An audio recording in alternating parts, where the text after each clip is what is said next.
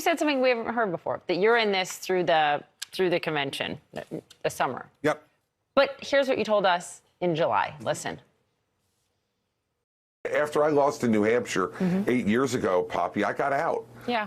And I think I wouldn't feel comfortable asking donors for more money or voters for their vote if I didn't see a realistic path to victory.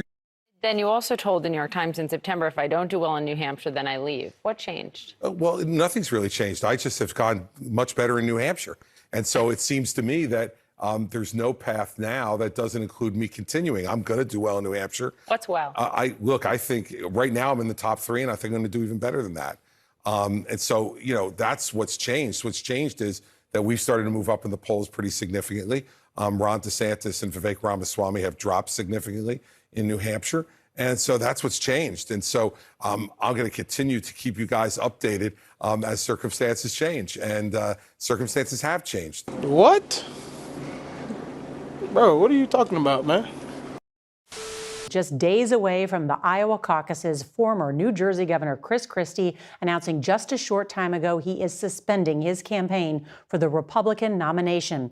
Christie has been promising to do whatever is necessary to keep Donald Trump from winning the Republican nomination. It's the right thing for me to do. In an impassioned speech tonight, Chris Christie said he was reluctant to exit, but could no longer see a path to victory and didn't want to help Donald Trump get back to the Oval Office. I am going to make sure that in no way do I enable Donald Trump to ever be president of the United States again. And that's more important than my own personal ambition.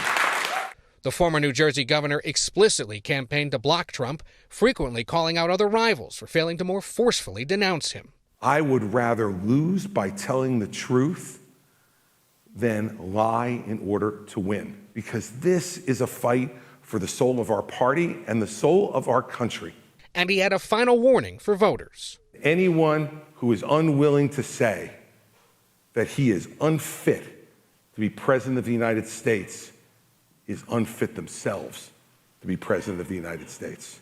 Meanwhile, in Iowa, the remaining candidates have just 5 days left until the caucuses. All right, Ed, I got to get your take on this with Chris Christie dropping out. What does it mean for candidates, especially like Nikki Haley, who is surging in New Hampshire? Well, Nora, Christie's exit is seen as a potential opening of a big lane for Haley, another mainstream Republican like the former governor. And there is a poll out this week in New Hampshire that has her just single digits behind former President Trump. But sources tell CBS News Christie has no plans to endorse Haley. In fact, tonight, before his speech in New Hampshire, he was overheard by reporters on a hot mic doubting her chances, saying, quote, "She's not up to this." People don't want to hear it, Wayne. They don't want to hear it. We know we're right, but they don't want to hear it. Right. And there's, we couldn't have been any clearer. Right. We couldn't have been any more direct or worked any harder. So, and let's not forget she spent $68 million. Yeah. I mean, we spent like Well, when you give land to China and places like that. Yeah, that's what you get. Yeah. Yeah, I mean, look, she spent $68 million so far, just on TV. Spent $68 million so far, $59 million by Desantis, and we spent 12. I mean, who's punching above their weight and who's getting a return on their investment, And she's going to get smoked, and you and I both know it. She's not up to this. she hasn't even been. And she's still 20 points behind Trump in New Hampshire, right? Yeah. And, Oh, yeah. And he's still going to carry Iowa, right? Yes, always. I talked to Desantis called me, petrified that I would. He's probably getting out after Iowa. Well, You're a big shot.